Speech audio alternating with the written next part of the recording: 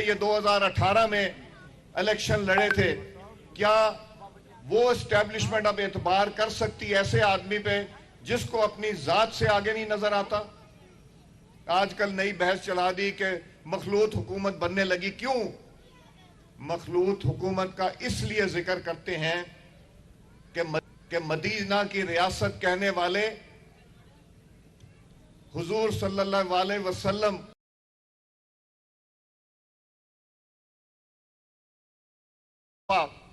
اس نے نہ صرف پاکستان کو بیچا بلکہ خانہ کعبہ کو بھی بیچ دیا. یہ لاج نہیں رکھی کہ اس پہ خانہ کعبہ کی تصویر ہے اور مدینہ ریاست کی بات کرتا ہے. یہ منافقت ہے. ایسے منافق کو اللہ تعالیٰ کے حضور میں کوئی جگہ نہیں ہے. اور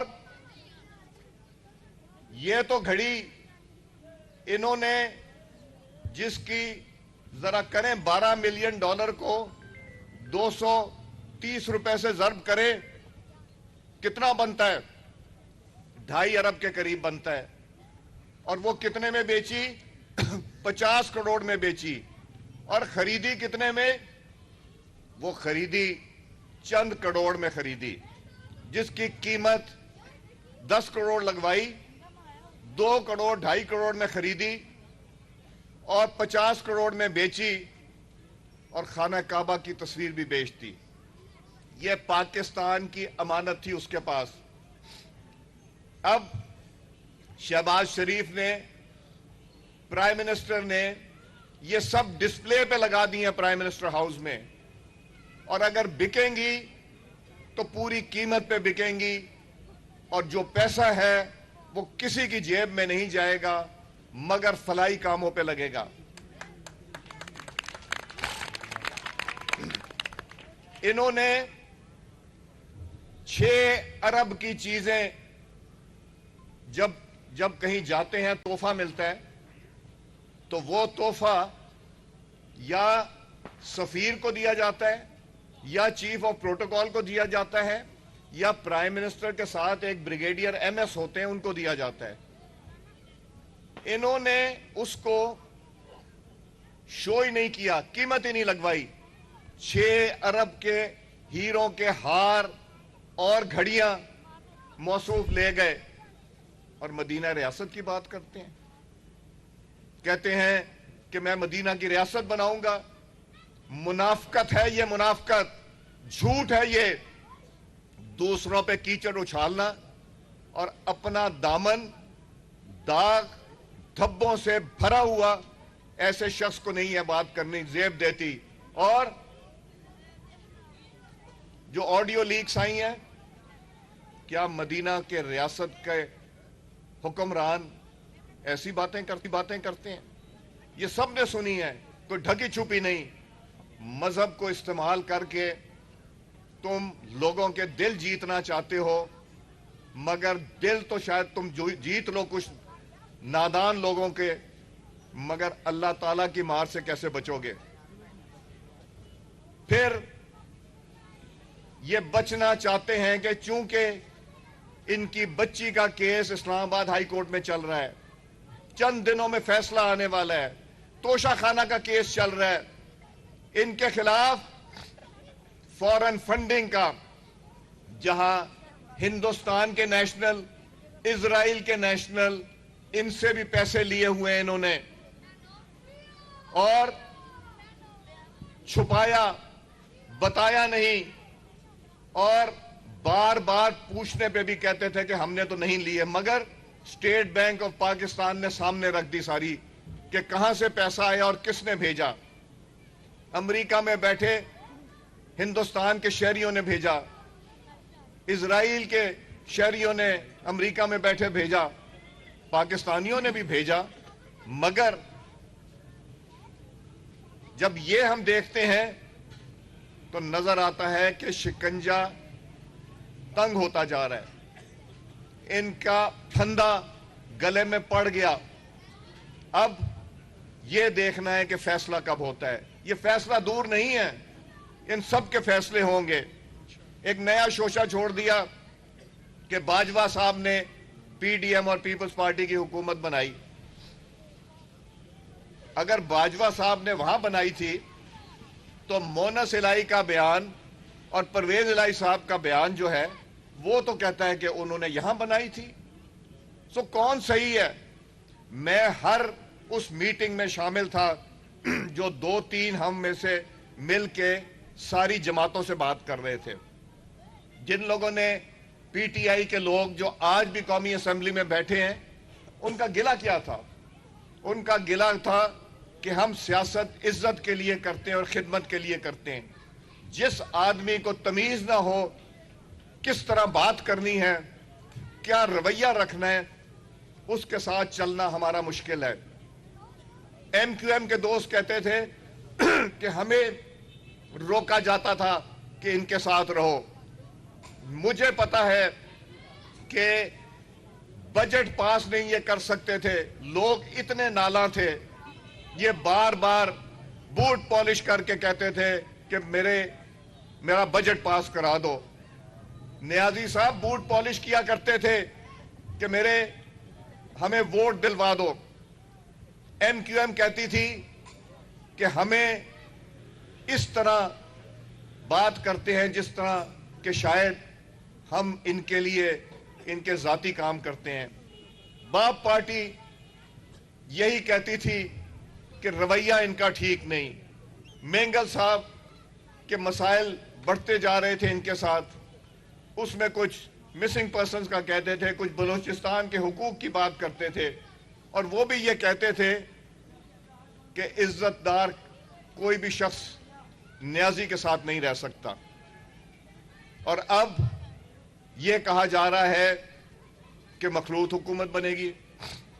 یہ کہا جا رہا ہے کہ باجوہ صاحب نے پہلے تو امریکہ نے بنائی تھی حکومت، یہ کہتے تھے. وہ سائفر کا بھی جھوٹ نکل آیا، اسٹیبلشمنٹ کو پریس کانفرنس کرنی پڑ گئی یہ کہنے کے لیے کہ یہ جھوٹ کر رہے ہیں. ایک طرف امریکہ کو کہتے ہیں انہوں نے حکومت گرائی، دوسری طرف $25,000 دے کے وہاں ایک لابسٹ بٹھایا ہے جو عمران خان کے لیے لابی کر رہا ہے. امریکہ میں جھٹلا دیں، کہہ دیں آ کے کہ میں نے نہیں بٹھایا، نہیں کہہ سکتے. وہ لابی یہ کر رہا ہے کہ بھائی عمران خان کو معاف کر دو، عمران خان آگے سے تمہارے خلاف نہیں بولے گا. مگر یہ ہر اس چیز سے بچنا چاہتے ہیں جہاں نظر آتا ہے یہ چاہتے ہیں کہ کسی طرح یہ حکومت چلی جائے اور مخلوط حکومت آ جائے. شاید مجھے بھی این آر او مل جائے گا، شاید مجھے بھی کسی طرح بچت ہو جائے گی. اب بچت نہیں ہوگی. نیازی صاحب، آپ نے جو ظلم اس ملک پہ کیا، آپ نے جن کا ایجنڈا لے کے آئے تھے وہ ایجنڈا پورا کرنے کی کوشش کی، ملک کو بے وقوف بنایا، اسٹیبلشمنٹ کو بے وقوف بنایا، عوام کو بے وقوف بنایا. اب لوگ بے وقوف بننے کو بالکل تیار نہیں ہیں. نہ تو پی ڈی ایم کی حکومت اور پیپلز پارٹی کی حکومت باجوہ صاحب نے بنائی، نہ کسی اور نے بنائی. یہ نیازی کی نفرت میں بنی ہے. عوام کی نفرت، ووٹرز کی نفرت، ایم این ایز کی نفرت، ان جماعتوں کی نفرت جنہوں نے ان کے ساتھ 4.25 سال گزارا کیا. کیوں گزارا کیا اور کس کے کہنے پہ گزارا کیا یہ آپ بھی جانتے ہیں. مگر جب انہوں نے ہاتھ کھڑے کر دیے کہ ہم اب بالکل مداخلت نہیں کرنا چاہتے تو یہ آگ بگولا ہو گئے کہ آپ کا تو فرض ہے ہماری مدد کرنا. آپ کیسے کہہ سکتے ہیں کہ آپ مدد نہیں کر سکتے؟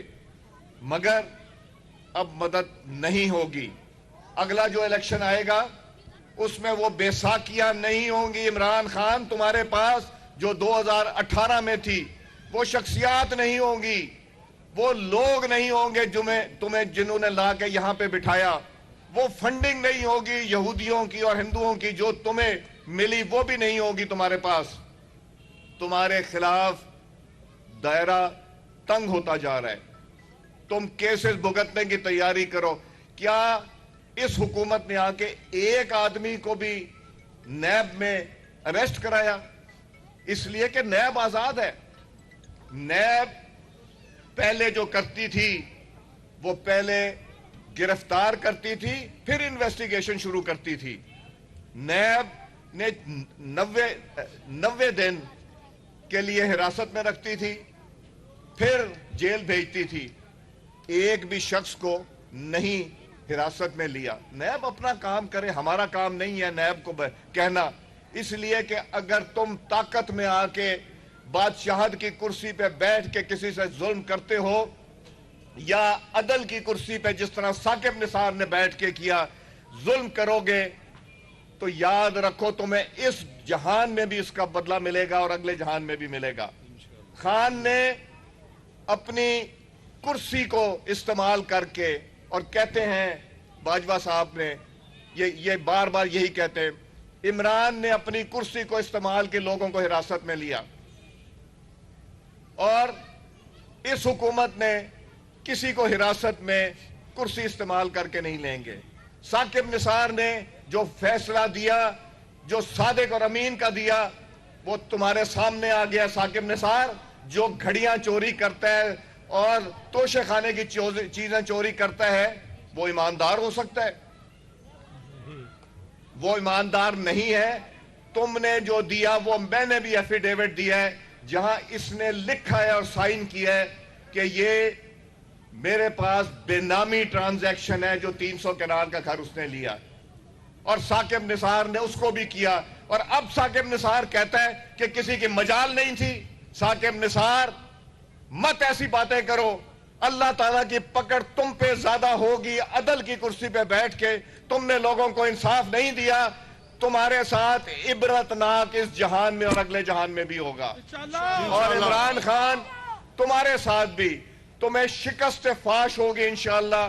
کوئی بیساکیاں نہیں ہوں گی اگلے الیکشن میں، کوئی تمہارے لیے بندے توڑ کے نہیں لائے گا۔ اور اب تو لوگ بھی ڈر گئے کہ اس پہ احسان مت کرو، اس لیے کہ اس کے شر سے پھر ڈرو۔ کوئی بھی جس کا ذہن ٹھیک ہو اب یہ نہیں سوچ سکتا کہ پاکستان کو جس جگہ 2019 میں آئی ایم ایف کو بیچا ہے عمران خان نے، جو ایگریمنٹ کیا، بدقسمتی سے وہ پاکستان کی حکومت کو آئی ایم ایف کے ایگریمنٹ کو ماننا پڑتا ہے۔ جکڑ کے رکھ دیا، جو انہوں نے کہا اس نے ہاں کر دی۔ یہ پاکستان کی خاطر کی تم نے، یا امریکہ اور آئی ایم ایف کو خوش کرنے کی خاطر کی، یا اپنے سپانسر کو جو تمہیں ایجنڈا دے کے پاکستان میں لائے تھے کہ پاکستان کو ایسے حالات میں ڈال دو کہ پاکستان ہل نہ سکے؟ کہتے ہیں میں اسمبلیاں توڑ دوں گا۔ وہ کہتے کیوں ہو؟ کیوں نہیں توڑ دی جس دن اناؤنس کیا تھا؟ کیونکہ دل نہیں تھا، لوگ نہیں تو جائیں گے، ٹوٹ نہیں سکے گی۔ اب تو ہے نہیں نا وہ لوگ جو آگے کہتے تھے کہ ہم نہیں ٹوٹنے دیں گے یا ہم توڑوا دیتے، اب تو وہ بھی ساتھ نہیں ہے۔ ڈرتے بھی ہو، ایک قدم آگے لیتے ہو، 2 قدم پیچھے لیتے ہو۔ کیوں نہیں توڑ دی اسمبلیاں؟ کے پی کی اسمبلی کیوں نہیں توڑ دی؟ اور قومی اسمبلی میں آ کے اگر استعفے دینے ہیں تو آؤ، اسمبلی میں آؤ، ہاتھ سے لکھ کے دو، اسپیکر کے ساتھ بیٹھو۔ جب اسپیکر نے بلایا تو آئے نہیں، اب کہتے ہیں کہ جی ہم نے ہمارے استعفے منظور کرو۔ ہر چیز میں منافقت، جھوٹ، فریب، کوئی ایک چیز ایسی نہیں ہے جس میں ہم کہیں کہ یہ سیدھے راستے پہ چل رہے۔ قوم بہت بے وقوف بن گئی، اب نہیں بنے گی۔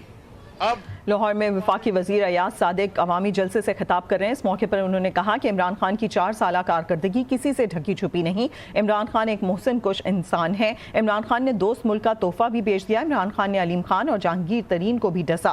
اسی پر مزید بات